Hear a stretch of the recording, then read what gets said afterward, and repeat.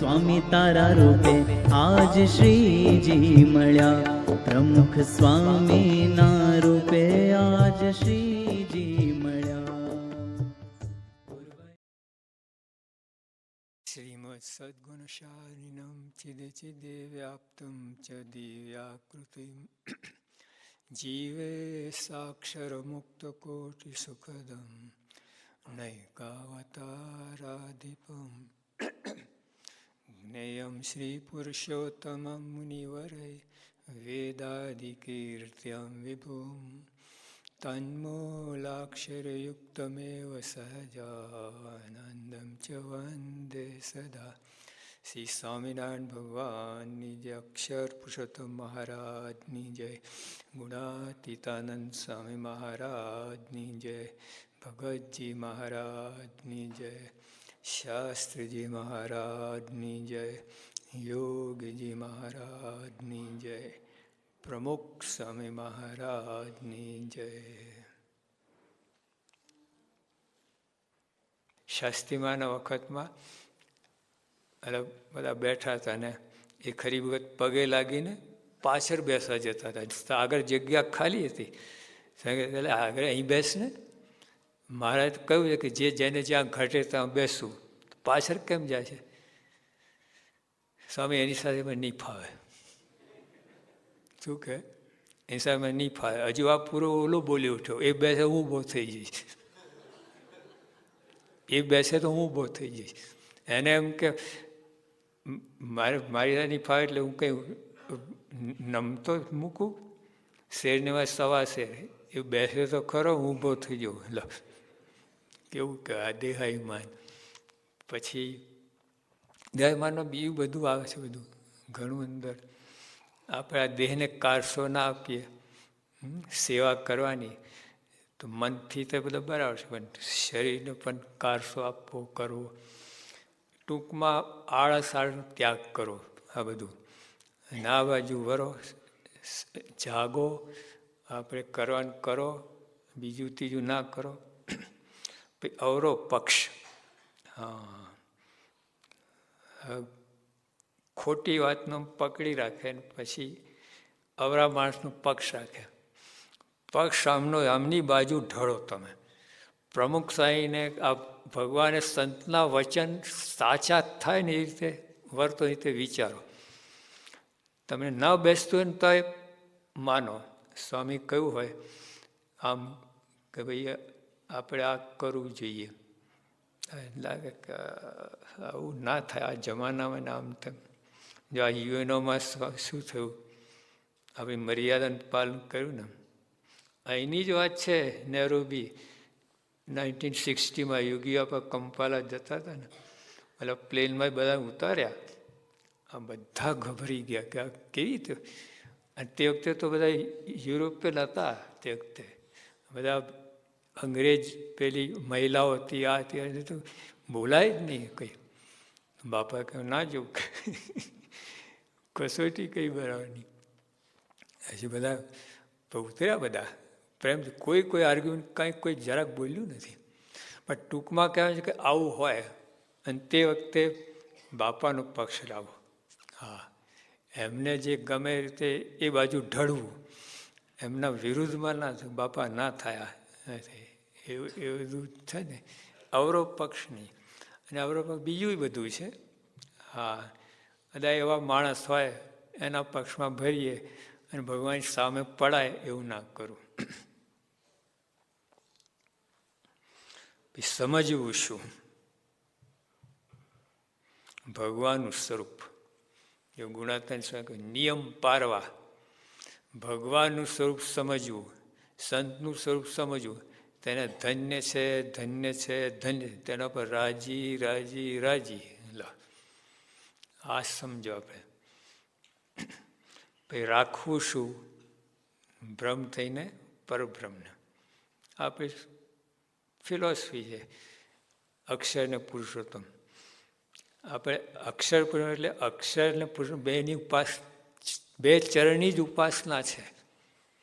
બે ચરણ, ચાર ચરણની ઉપાસના નથી. જો બીજે બધે 4 ચરણની ઉપાસના છે. લક્ષ્મીનારાયણ, નરનારાયણ, આ બધા.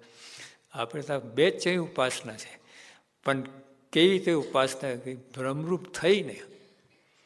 એટલે જેમ અત્યારે નાહી ધોઈને આવ્યા ને તમે, આપણે ભગવાન આગળ જવું હોય, આરતી કરીએ, નાહી ધોઈને આવીએ, તે દેહની શુદ્ધિ. એમ આત્માની શુદ્ધિ થઈને ભજન કરવું. જો પહેલાં દેહની શુદ્ધિ આવે, પછી મનની શુદ્ધિ, પછી જીવની શુદ્ધિ. એટલે આ જે અક્ષરરૂપ થઈને પરબ્રહ્મની ઉપાસના કરવી એ કંઈ સાંપ્રદાયિક વસ્તુ નથી, એ યુનિવર્સલ છે. જો નાવું ધોવું છે એ ખાલી આપણા BAPS વાળાને જ છે, સ્વામિનારાયણ સંપ્રદાયના વાળાને છે નાવું ધોવું? આખી દુનિયાના છે, બધાના છે. અરે ભેંસને નવડાવે છે, આ કૂતરા બિલાડીને નવડાવે, એના સ્પેશિયલ સાબુ આવે છે. એટલે એ કંઈ સાંપ્રદાયિક વસ્તુ નથી. હા, કોઈ સવારે ના, કોઈ સાંજે ના, કોઈ અઠવાડિયે કરે ને. અમે કેટલ અમે કાકા તો 62 વર્ષે નાહ્યા, જન્મ્યા કોઈ નાહેલા જ નહીં. સંતોએ પકડીને ઘસીને પોપડા કાઢ્યા. પણ નાયા એટલે ટૂંકમાં કહે કે નાવું એ કોઈ સાંપ્રદાયિક વસ્તુ નથી, એ શુદ્ધિકરણ છે, દેહની શુદ્ધિ. એ મનની શુદ્ધિ છે. આપણે આ ભજન ભક્તિ કરીએ, સારી ભાવના, સારા ગુણો, મનની શુદ્ધિ છે. તેમ જીવની શુદ્ધિ છે. જીવ પણ ખરડાયેલો છે કામ, ક્રોધ, લોભ, મોહથી. તો એને સાફ કરવું એ બ્રહ્મરૂપ થવું. જીવની શુદ્ધિ એટલે બ્રહ્મરૂપ થવું, આત્મારૂપ થવું, શુદ્ધ આત્મારૂપ. તો એટલે જો ભગવાનને ભજવાય તો ગમે હોય, સાંપ્રદાયિક વસ્તુ છે જ નહીં. બ્રહ્મરૂપ થવું આત્માથી સાંપ્રદાયિક વસ્તુ નથી, યુનિવર્સલ છે, બધા માટે છે. કે જીવની શુદ્ધિની પરાકાષ્ઠા બ્રહ્મરૂપ થયો એટલે શુદ્ધિની એથી આગળ કોઈ શુદ્ધિકરણ રહેતું જ નથી. ફાઇનલ બ્રહ્મરૂપ થાય એટલે પછી શુદ્ધ થઈ ગયો. 1% 0.0001% ગંદકી ના રહે બ્રહ્મરૂપ થયેલા. એટલે આપણી આ ઉપાસના એ યુનિવર્સલ છે. આગળ બધું થશે. બધું અત્યારે લોકોને બધું એવું લાગે છે બધું, પણ આગળ બધી વસ્તુ સાચી છે. જે ઉપરનું બધું નાવું ધોવા બધું આવે એટલે લોકોને એમાંથી ભડકે છે બધા. અને પછી આપણે ગુણાત્યાન થઈને મૂર્ખ એટલે ભડકે છે આપણા અંદરના અંદર બધા. હા, આવું થાય છે. હકીકત છે, સત્ય વસ્તુ છે. પછી હવે ભગવાનની ભક્તિમાં વિઘ્ન 3 મોટા. જો કોઈ પણ ફેક્ટરી કે બિઝનેસ કરે ને, આ એક મોટી ભૂલ થતી હોય છે. એ ખાલી આવકનો બાજુ બહુ ધ્યાન આપે, પણ આવક તોડે કે દેવારું ફૂંકે એ બાજુ ધ્યાન નથી આપતા. પછી કેટલી મુશ્કેલી પડે. મોટું ટર્નઓવર, કેટલું ટર્નઓવર થતું હોય, પણ તો પછી જો આ કેલ્ક્યુલેશન ના કર્યું હોય, કયા ફેક્ટર છે કે જે તમારે આવક ઘટાડે અથવા દેવારું ફૂંકવું પડે, વિચાર નથી કરતા. હા, પાર્ટનર હોય બરાબર. શરૂઆતમાં તો બધા પાર્ટનર 4 સમશ્રુત ભાવ એકતા. હા, અને પછી જ્યારે આવક થાય ને ત્યારે ઓલો વિચાર કે હાલું મારે જ કૂટવાનું, આ તો બેઠો બેઠો ભાગ લઈ જાય છે. લો, પછી દાનત બગડે. પછી 4માંથી 2 થાય, 2માંથી 1 થાય, ને પછી દેવા ફૂક પતી ગયું. તો જ્યાં એમ સત્સંગની અંદર પણ કયા ફેક્ટર છે જે તમને પાછા પાડે. આવા ભગવાન સંત મળ્યા અને આપણે મૂર્ખાઈ થઈને બેસી જઈએ એક બાજુ અને નિષ્ક્રિય થઈ જઈએ, ભાગ ના લઈએ, ખૂણા બેગ ભાઈ આપણે ભલા, એને જે કરવું એ બધું ખોટું છે, ખોટું છે બધી. એ સત્સંગ મૂક્યો બરાબર જ છે. નિષ્ક્રિય થાય ને સત્સંગ મૂક્યા બરાબર છે. ખાલી પેલા કીર્તનમાં છે ને, આ તો હરતા ફરતા પિંજરા, હરતા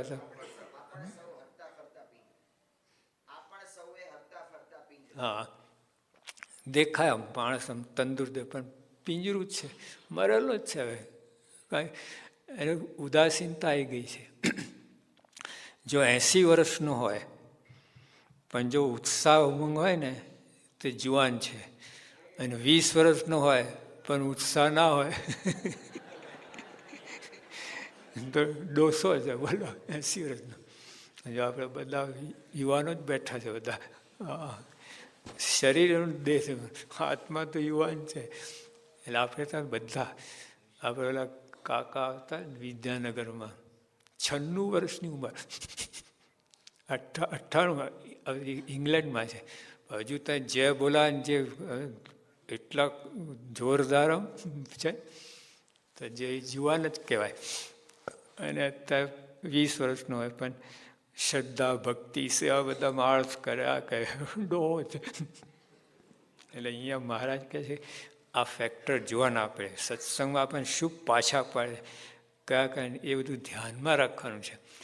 તો યોગી આપા કહે છે કે આ 3 મોટા ફેક્ટર આ છે. પોતાના દોષ ના ઓળખાય, બહુ અઘરું છે. બીજાના દોષ તરત દેખાય તમને ફટાક દેને, પોતાને દેખાતા જ નથી, બહુ અઘરું છે. જો પરમ ચૈતન્યાનંદ સ્વામીને 24 વર્ષે ખબર પડી, 12 ગુરુ અને 12 સદગુરુ રહ્યા, અને પછી સત્સંગી તો આ જ થયો. હા, કા બધું બીજાને ઉપદેશ આપ કરતો હતો, ઉપદેશ તો પોતાને લેવાનો હતો. જો ગુણાતીત સ્વામીની વાતમાં છે કે જેવો બીજાને સમજાવવાનો આગ્રહ છે તેઓ પોતાને સમજવાનો હોય, ને જેવો બીજાને દોષ જવાનો આગ્રહ તેવું પોતાના દોષ ટાળવાનો હોય તો ખાલી જગ્યા પૂરો, કાંઈ કસર રહે નહીં. સત્સંગ શું કામ કહીએ, શા માટે કહીએ? કાંઈ કસર નહીં. તો જો કાંઈ કસર, એનો આખો ઉપાય એના ઊંધું જ કરીએ છીએ આપણે, કસર વધે એવું જ કરીએ છીએ. જો પરમચંદ્ર આ જ બોલ્યા, 12 ગુરુ રહો એટલે બીજાને સમજાય કરું, પોતાને સમજવાનું ના સમજ્યા. 12 સદગુરુ રહ્યા, બીજાને જ સમજાવવાનો પ્રયત્ન કરું, પોતાને સમજવા ના રહેવું. અને આજે સમજાતા સત્સંગી થયો. ભાઈ બધું આમ ઉપદેશ મારે લેવાનું છે, મારે સમજવાનું છે, બીજાને સમજાવવાનું નથી. એટલે એનો એ થયું ને કે બીજાને વાત ના કરવી, એ કોઈ વાત નથી. મહિમાની વાત કરો, સત્પુરુષ સંતની વાત કરો, હા, પણ અંદર જો આવો કંઈ ભાવ રહેતો હોય તમારે, બીજાને સમજાવી દઉં, આ બધા અજ્ઞાની છે, નવા છે, ભૂલ ખાશો તો કોઈ નવા નથી. આ બધા કેટલા જન્મતા સંસ્કાર છે, તો આ ભગવાન એવા એમને બનાવ્યા છે. જો રતો બસ્યો તો મારા વખતમાં આ એકદમ ગાંડા જેવો, મારે કે મારી બેસ્ટ ફ્રેન્ડ લો, બાજુમાં જ બેસાડે, રતો અહીંયા બેસ. એકવાર મહારાજે પૂછ્યું, રતો આ બ્રહ્માંડ કેવા?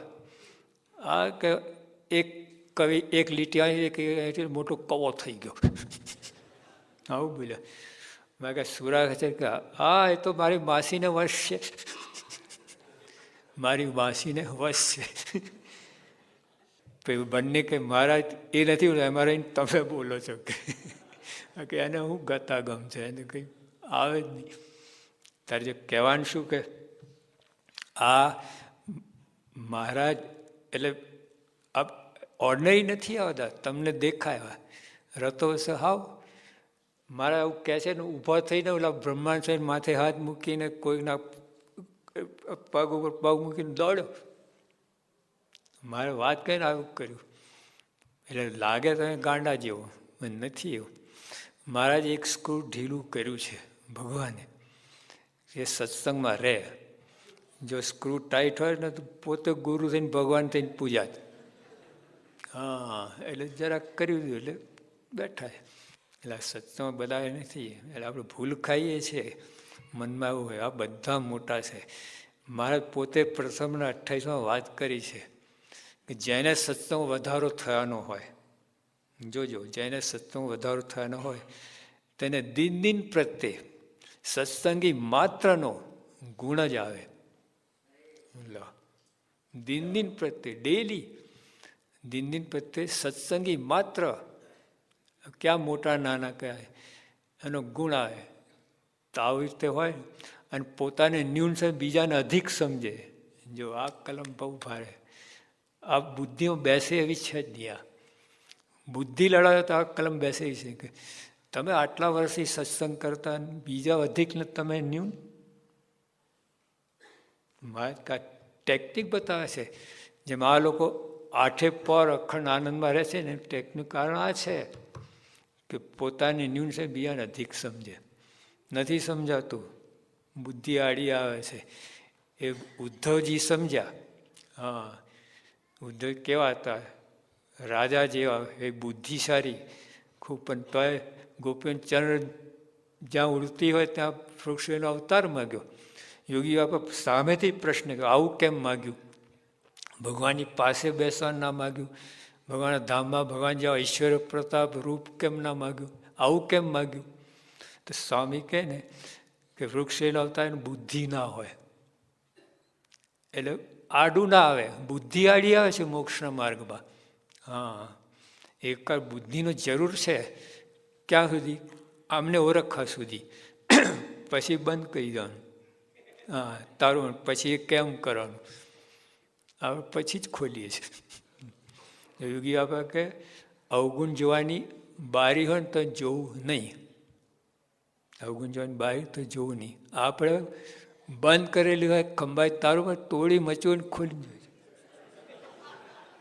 જો ઊંધું જ થાય છે બધું. એ ટૂંકમાં કહેવાનું છે કે આપણે આ પોતાના દોષ ના ઓળખાય, બહુ મોટી ખોટ છે, બહુ જ મોટી ખોટ છે. બધાને એમ રહે છે કે હું જાણું છું. સભામાં કેવી રીતે આવું અજ્ઞાની થઈને હું કાંઈ જાણતો નથી. સભામાં જો મનમાં જરાક હું જાણું છું ને ગ્રહણ કરે જ નહીં, ઉતરે જ નહીં અંદર. અહીંથી આવીને જતું રહે પાછું. હું તો જાણું છું, હું તો જાણું છું, એ બધું બાયપાસ કર્યું. જાણું છું, જાણું છું, જાણું છું, આવું થઈ જાય. કાંઈ જાણતો નથી. જો આ લોકોને અંગ્રેજીમાં છે એક વાક્ય કે તમને એવો અનુભવ થાય હું કાંઈ જાણતો નથી, ત્યારે તમે જ્ઞાની, ત્યારે તમે જાણ્યું કહેવાય. તમને બોલવામાં નહીં, બોલવા તો ઘણા બોલતા હોય છે, પણ અંદર તમે ફીલ થવું જોઈએ ખરેખર કાંઈ જાણતો નથી. ન્યૂટન ના બોલ્યો આઈ એમ કાઉન્ટિંગ પેબલ્સ ઓન સીશોર. જ્યારે એના વખાણ થાય ભાઈ તમે તો કમાલ કરી, કાંઈ નહીં. બધું જોતા મને લાગે હું તો દરિયા કિનારે શંખલા વીણું છું. જો એટલે આમ જોવાય તો આપણે શું એમની આગળ. એટલે આપણે બધું શાબ્દિક રીતે બધું જાણવું ના જાણવું એવું સમજતા હોય છે, માહિતી રૂપે શાબ્દિક રીતે. અત્યારે જમાનો જેવો છે, યુ આર ડ્રાઉન્ડ ઇન ઇન્ફોર્મેશન. આપણે માહિતીની અંદર ડૂબેલા છીએ, એમાંથી એક ટીપું અંદર જતું નથી. હા, પાણીની અંદર તમે પડ્યો, નિર્જરા ઉપવાસ પાણી 3 કલાક અમે નાહ્યા હતા, પણ બહાર નીકળ્યા તે તરસ તરસ પાણી પાણી માગતા. તો જેમ આટલું બધું ઇન્ફોર્મેશન છે પણ અંદર એક ટીપું ગયું નથી. જાણવું આ કહેવાય. એટલે અહીં પોતાના દોષ ઓળખાય એ કહ્યું. પછી ભગવાનના ભક્ત કે મન નોખું પડી જાય છે, એ ના થવું જોઈએ. જરીક વાતમાં જરાક ઉદાસીનતા, તમારી સાથે ના ભરો, તમે સંમત ના થયો ને કેન્સલ તરત જ. આપણે માનવ માત્રની કમજોરી છે આ, આખા હ્યુમન રેસની મોટા મોટી વીકનેસ હોય ને. કોઈનો જરાક એ તમારી સાથે સંમત ના થયો ને કેન્સલ. તમે ખોટા હતા હોય ને, ખોટા હતા મારે સંમત થવું જ જોઈએ એવું આપણે મનમાં આગળ રાખીએ છીએ, તો એ તો ખોટું જ કહેવાય ને. સંપની અંદર બહુ જરૂર છે. એ હવે કેટલું બોલ્યા છે સંપ માટે. બાબા પૈસા નથી જોઈતા, સંપ જોઈએ છે. આ યોગી આપા પૈસા ના જોઈએ તો શું વાતમાં માલ છે.